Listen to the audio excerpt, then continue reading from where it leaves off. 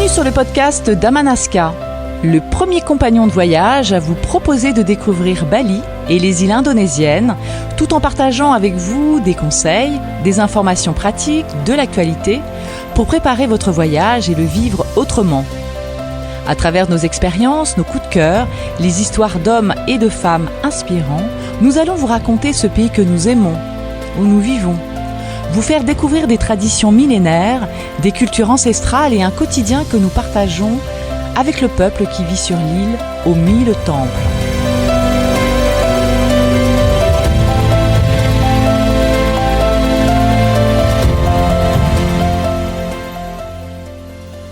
Om Swastiastu, bienvenue dans un nouvel épisode d'Amanaska Bali, le podcast. Vous le savez, vous l'avez compris, nous présentons Bali et ses sœurs indonésiennes. Donc il y a aussi Flores, Sumatra, Java, Lombok, les îles Gili. Nous présentons à chaque épisode une nouvelle région et puis nous vous proposons des tips, des astuces, des façons de voyager. On vous parle aussi de l'histoire de l'Indonésie, tout ça pour vous faire aimer tout bêtement l'Indonésie et vous dire venez nous rejoindre, venez, nous vivons là où vous partez en voyage, donc n'hésitez pas à nous appeler, n'hésitez pas à nous envoyer votre demande à travers le site internet, il y a des formulaires pour ça et vous pouvez partir avec nous, nous sommes là pour faciliter le voyage.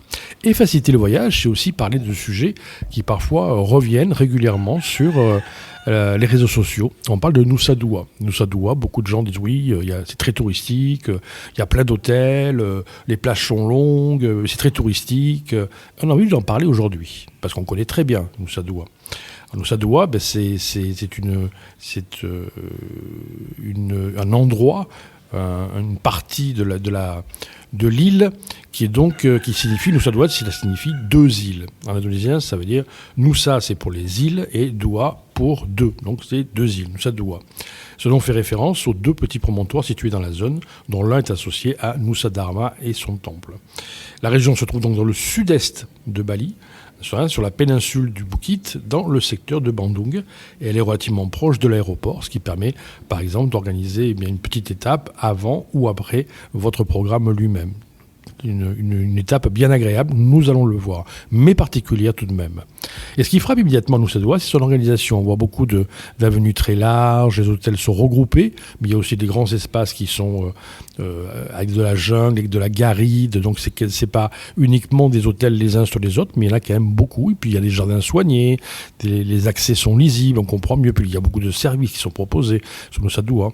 Et pour certains voyageurs, c'est exactement ce qu'ils recherchent. Pour d'autres, ça pourra sembler moins spontané, c'est vrai que d'autres régions de Bali dont on vous a déjà parlé. Mais ce caractère organisé ne doit pas être vu uniquement comme quelque chose de touristique. Il faut savoir que cette région est née d'un projet touristique à la base, effectivement, dans les années 70, qui s'est développé au fur et à mesure. En 73, ça a été plébiscité par le Bali Tourism Development Corporation, et puis ça a continué à se développer. Et la différence avec le reste de Bali, c'est que Nusa Dua n'a pas grandi de manière désordonnée autour d'un temple devenu célèbre. Car c'est vrai que Bali, on dit toujours, oui, Bali, ça reste touristique, c'est touristique, oui, certaines parties. C'est vrai, comme Canggu, comme Seminyak, comme Kuta, comme Legian. Il y a beaucoup d'endroits qui se sont développés un peu en anarchie. On y trouve plein de choses fantastiques, des rencontres complètement authentiques sans avoir à souffrir de la présence des touristes. Mais ne sommes-nous pas, quelque part, des touristes à un moment donné ou à un autre? En tout cas, voilà, c'était pour vous expliquer un peu que Nusa Dua est devenue la vitrine internationale de Bali. Alors pourquoi choisir Nusa Dua pendant un voyage à Bali? C'est la vraie question. Nusa Dua convient particulièrement lorsqu'on cherche une étape simple, confortable et reposante. Par exemple, vous arrivez sur Bali, vous faites un grand programme sur Bali avec quelques jours dans les rizières, vous partez à Munduk, vous faites les temples, les villages, les routes de montagne ou les îles, et à un moment donné, vous n'avez pas envie de refaire sans arrêt vos bagages, vous avez envie de vous reposer avant de repartir dans votre pays d'origine, là vous prenez une chambre tranquillement dans un bel hôtel Nusa Dua, ça convient très bien, c'est très agréable, et puis quelque part c'est rassurant, parce que vous avez des très bons services. Alors attention, à Nusa Dua, vous n'avez pas que des 5-6 étoiles ou des hôtels de luxe, vous vous avez aussi des hôtels plus modestes, comme des hôtels 2 ou 3 étoiles. Mais c'est vrai qu'on termine souvent son séjour à Nusa Dua en choisissant un hôtel qui a vraiment beaucoup de charme et qui est en général situé entre 4 et 5 étoiles. Et puis il y a aussi les plages de Nusa Dua, parce que les plages de Nusa Dua sont souvent associées à une mer plus calme, des hôtels avec un accès direct, de longues promenades et une atmosphère balnéaire plus douce que dans certaines zones exposées de la péninsule. Si vous prenez par exemple à côté de Nusa Dua, vous avez Uluwatu, eh bien vous avez des plages qui sont quand même où il faut descendre la falaise pour aller surfer si vous voulez. C'est la même chose de l'autre côté d'Uluwatu, donc les plages sont plus accessibles à Nusa Dua. Si vous prenez Seminyak, c'est la même chose, même si les hôtels sont directement sur la plage peut être dangereuse. Vous avez le principe de buy-in, et donc là, sur Seminyak, les plages peuvent être parfois compliquées ou dangereuses. Ce n'est pas forcément le cas ici à Nusa Dua. Donc on peut marcher, se baigner selon les conditions, profiter de la plage sans devoir descendre de longues marches ou organiser une excursion compliquée. Donc c'est ce qu'on va chercher aussi à Nusa Dua, c'est pas forcément le caractère spectaculaire d'Uluwatu, l'atmosphère plus volcanique d'Ahmed ou le calme plus éloigné de Permuterane. Son intérêt, il est ailleurs, c'est une plage accessible, bien intégrée aux hôtels, dans une zone propre, organisée et simple en fait à vivre. Et Nusa Dua, c'est pas non plus une région où l'on va multiplier les grandes visites culturelles. Son grand intérêt principal réside dans la notion de repos, de se reposer, de profiter de l'air du temps, des spas, du repos, des activités faciles. Je dis beaucoup au repos d'ailleurs, vous l'avez remarqué. Mais il y a tout de même des choses, plusieurs choses à voir, à découvrir. Vous avez le Waterblom, qui est l'un des sites naturels les plus connus de la zone. Lorsque la mer est forte, eh bien, les vagues viennent frapper les rochers et créer de puissantes projections d'eau. Le site est facile d'accès, très photogénique, mais il faut bien sûr rester prudent et respecter les zones de sécurité. Vous avez aussi le Muséum Pacifica, toujours sur Nusa Dua, qui permet d'aborder une autre dimension de Bali et de l'Asie-Pacifique à travers des œuvres d'artistes indonésiens, dont on parle d'ailleurs sur le blog que nous avons sur notre site internet. Nous parlons beaucoup des artistes qui ont vécu à Bali. Puis vous avez aussi la zone de Bali Collection qui propose des restaurants, des boutiques et services pratiques dans un environnement, là je précise bien, très touristique, mais ça peut vous permettre tout simplement de passer une journée à récupérer plein de souvenirs pour votre famille et vos amis. Donc depuis Nusa Dua, on peut également rejoindre assez facilement Jimbaran, très jolie plage de Jimbaran, avec le célèbre marché aux poissons, et puis vous avez des restaurants locaux pour manger du poisson, des grillades, des calamars frits à la sauce balinaise, c'est excellent. Vous avez Uluwatu dont je vais vous parler, et puis certaines plages de la péninsule du Bukit.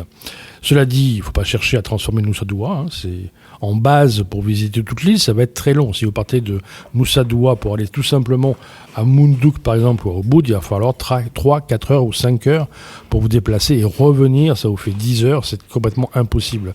Donc ne prenez pas Nusa Dua comme un endroit, une base pour partir et pour visiter l'île, ce serait dommage.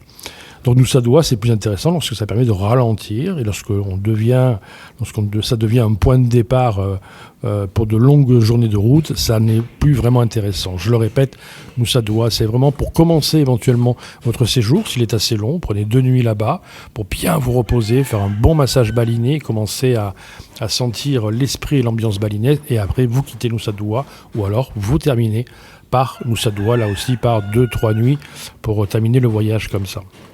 Nusa Dua en famille, eh bien, pour un voyage en famille, Nusa Dua, ça peut être aussi très pertinent parce que les enfants trouvent souvent ce dont ils ont besoin, la piscine, la plage, les espaces, les repas faciles, les activités simples et l'environnement sécurisé.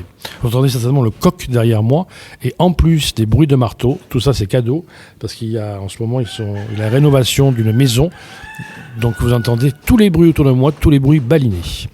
Donc oui, je vous parlais de Nusa Dua en famille et donc les parents apprécieront aussi la fluidité et les services proposés par Nusa Dua. Et puis Nusa Dua, ça peut être aussi le début d'un voyage bien-être. Nusa Dua peut être aussi converti dans une étape bien-être à condition de savoir ce que l'on recherche, parce que si l'objectif est de vivre une retraite profonde, avec silence, nature, introspection et immersion culturelle, d'autres régions seront certainement plus adaptées.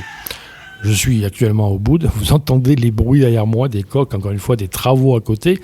Mais bon, il y a d'autres endroits, bien sûr, à Bali et d'autres endroits autour d'Ubud qui sont bien plus silencieux. Et c'est drôle parce que là, le coq n'a jamais autant chanté. Et donc, si on cherche du confort, de bons spas, une belle chambre, vous l'avez compris, c'est Nusa Dua où il faut aller. Quant à le rapport à la culture balinaise et Nusa Dua, mais c'est une relation, dirons-nous, plus discrète, parce qu'il ne faut pas attendre Nusa Dua la même immersion culturelle que dans les villages de l'intérieur. La culture balinaise y est présente, mais souvent sous une forme plus douce, plus encadrée, plus adaptée à l'environnement hôtelier. Alors, la grande question, c'est faut-il dormir à Nusa Dua pour un premier voyage à Bali ?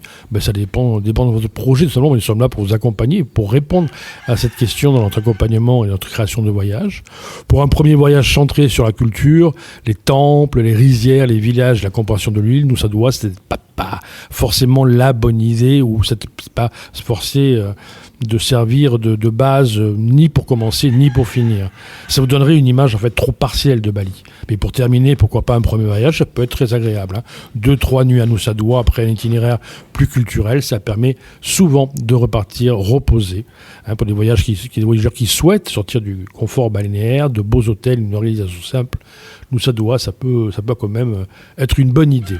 Ça peut être aussi une bonne idée quand vous faites Bali, Flores, que vous passez 10 jours à Flores, où là, effectivement, les hébergements sont plus compliqués, sont plus aléatoires, j'allais presque dire plus fatigués.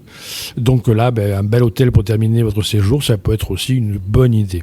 Voilà, j'espère avoir répondu à votre question, à cette présentation rapide de Nusa Dua, entre confort, plage, douceur dans le sud de Bali. Et si vous souhaitez savoir comment intégrer Nusa Dua dans un itinéraire à Malacca, n'hésitez pas à nous contacter. Ça sera vraiment avec grand plaisir que nous pourrons y réfléchir ensemble. N'oubliez pas, s'il vous plaît, de laisser un avis sur Apple Podcast, Spotify, sur cet épisode, et puis sur l'ensemble du podcast. Ça nous demande beaucoup de réflexion, beaucoup de travail pour vous accompagner dans la découverte de Bali et de ses sœurs indonésiennes. Et on se retrouve très bientôt pour un nouvel épisode. À tout de suite, tout simplement, pour le podcast Amalaka Bali.